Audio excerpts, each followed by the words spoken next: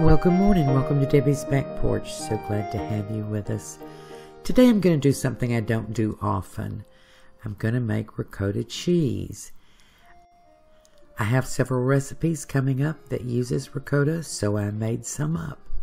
Here are your ingredients. Very simple, not much to the ingredients. You can pause, and while you're paused, give us a thumbs up and subscribe to our video channel. And click the little bell icon at the top right, and you'll get a notice every time I post a video a couple times a week. Now let's get cooking.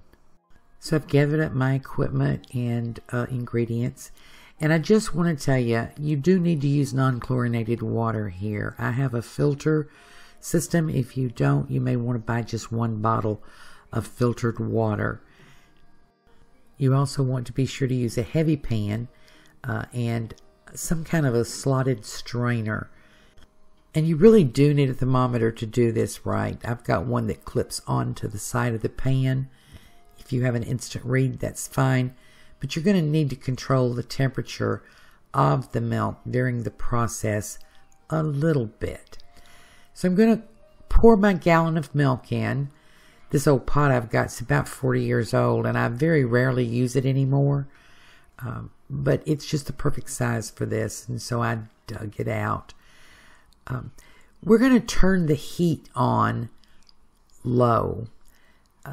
One of the things about working with milk is that you need to heat it slowly, because it will scorch and stick before you know what's happened.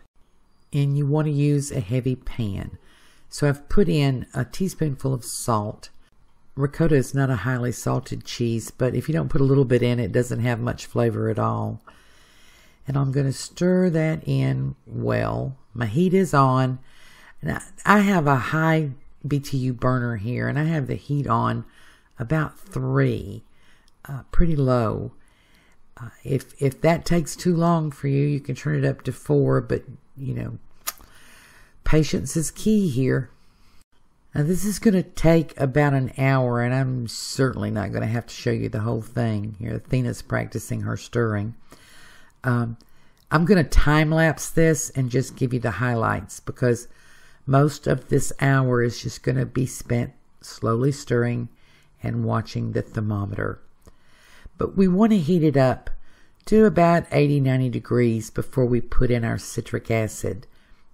And I have dissolved my 2 teaspoons full of citric acid in 1 cup of filtered water.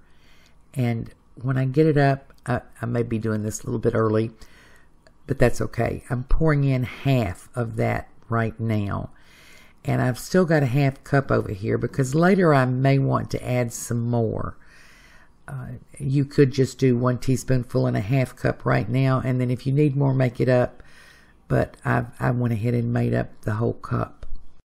And right away you'll start to see a little curdling, but you won't get a full separation until about 180 degrees. And what you'll see now is just my method of stirring. You want to be fairly gentle with this as the milk curdles, because you don't want to break the curds up. You want them to be as big and solid as you can get them. On the other hand, you have to do some stirring, or it will stick at the bottom and you'll have uneven temperature throughout your pot. So you just want to keep it slowly moving.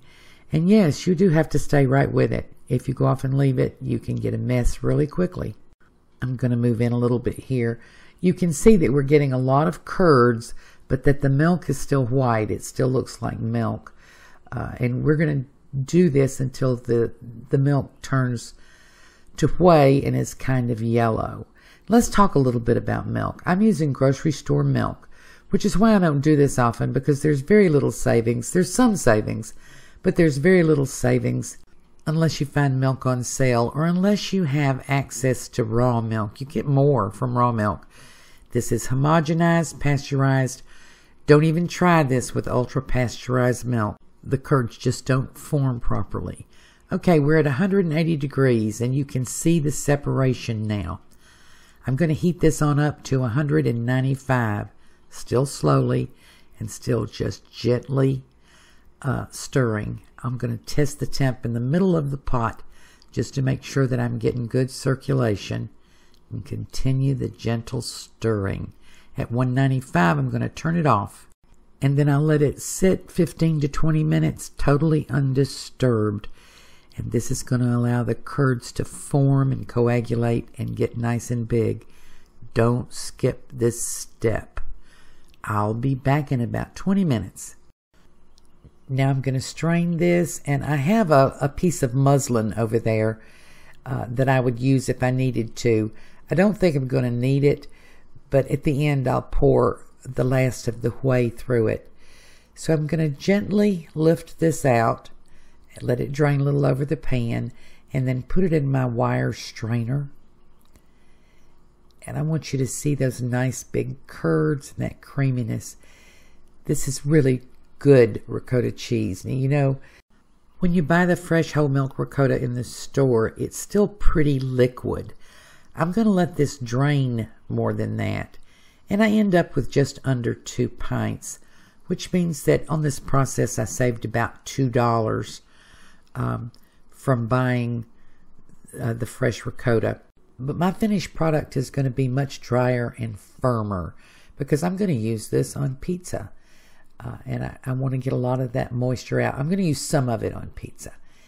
And you just keep on draining. You'll get little bits. If you want to pour this through muslin, you can. Now this whey you can save and use for many things. And if you really wanted to, you could process it again and get more ricotta. You can actually make ricotta cheese from the whey left from other cheese making, but it's a little bit different process. Athena's practicing her scooping over here, and I'm helping her with it just a little bit. Now I'm going to let this sit in this colander and drain for about an hour before I refrigerate it. And then when I get ready to do that, I'll come back. For those of you who don't know, the little extra set of hands you see in my video are my 4-year-old great-grand, and she's learning as she goes. She really has a good time. So here you go. This is going to drain for about an hour, and then I'm going to refrigerate it for 2. Now this extra hour or so of draining, grocery store ricotta probably didn't get that because it's much moisture, but see what came out after an hour of draining.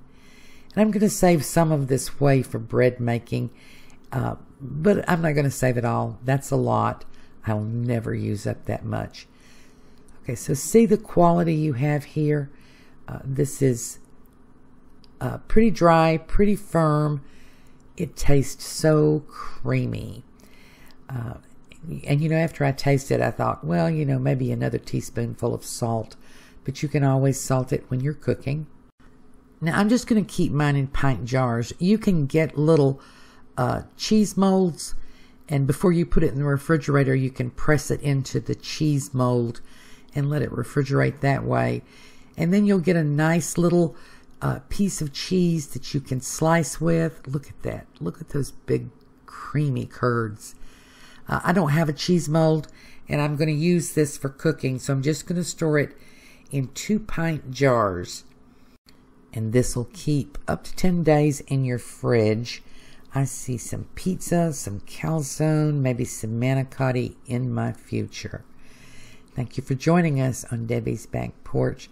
I hope you try this, and if you live where you can get some raw milk, this is wonderful.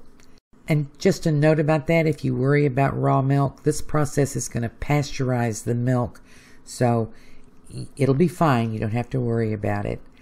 Thank you for joining us on Debbie's Back Porch. Hope you try this, and I hope you like it, and I hope to see you again tomorrow.